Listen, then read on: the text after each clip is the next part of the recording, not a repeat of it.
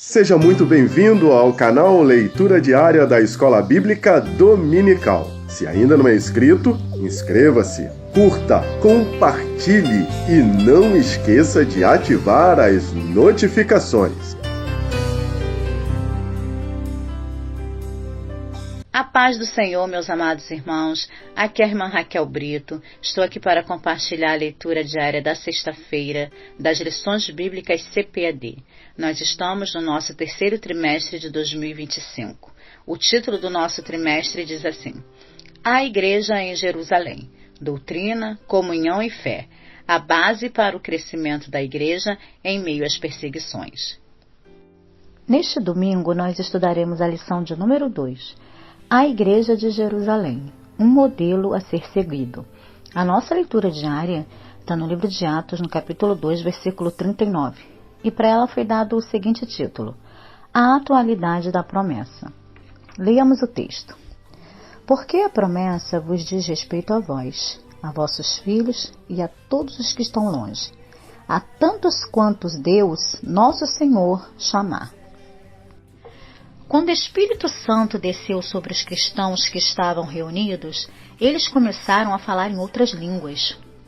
O fato de começarem a falar em outras línguas causou duas reações diferentes entre os espectadores. Haviam muitos que reconheciam que eram sinais bíblicos, uma manifestação poderosa de Deus, assim como ele se manifestara no Egito e também na vida do profeta Elias, respondendo com fogo. E agora, Deus se manifesta de um jeito novo, e eles ficam maravilhados. No meio da multidão, entretanto, haviam aqueles que zombavam. Estão embriagados, diziam estes. No mesmo instante, Pedro se levanta e começa a falar. Cheio do Espírito, se dirige aos zombadores e explica o que de fato está acontecendo. Pedro enfatiza que aquele evento era o cumprimento da promessa proferida em Joel. Nos últimos dias, diz o Senhor, derramarei do meu Espírito sobre toda a carne. E continua mostrando que o mesmo Jesus que eles crucificaram havia ressuscitado e feito Senhor. Após ouvirem Pedro, compungiram-se-lhes o coração.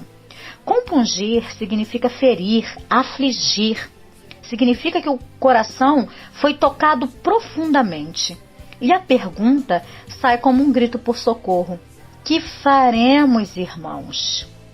Arrependei-vos e cada um de vós seja batizado em nome de Jesus Cristo para a remissão dos pecados e recebereis o Espírito Santo. Não basta apenas se arrepender ou mesmo o coração ser tocado profundamente. Há uma necessidade de entender o que se faz com esse arrependimento. Deixa o pecado, segue a Cristo, se batiza como sinal de fé. E então recebereis o Espírito Santo. No verso que nós lemos, Pedro explica que aquela promessa também era para eles e que não parava naquela geração. É para vós, para os vossos filhos e para todos os que ainda estão longe, isto é, para quantos o Senhor nosso Deus chamar. Pedro mostra que essa promessa também nos alcança. Essa promessa é para mim, é para você, para nossos filhos e para todos quantos o Senhor chamar. A experiência do batismo com o Espírito Santo, manifesta pela primeira vez no dia de Pentecostes, era destinada por Deus a todos os crentes, em todos os tempos, em todas as nações.